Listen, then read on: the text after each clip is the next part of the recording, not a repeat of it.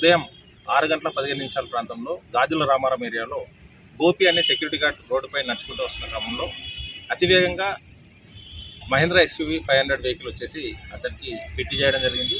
ఆ హిట్ చేయడంతో అతను ఎగిరిపోయి ఒక 10 మీటర్ల దూరంలో ఎగిరిపోవడం జరిగింది. ఆ వేగంతో కుదరడం వల్ల ఎలక్ట్రికల్ పోల్స్ కూడా డ్యామేజ్ కావడం జరిగింది. డ్రైవ్ చేసిన వ్యక్తిని అదుపులోకి తీసుకున్నాం. అతని పేరు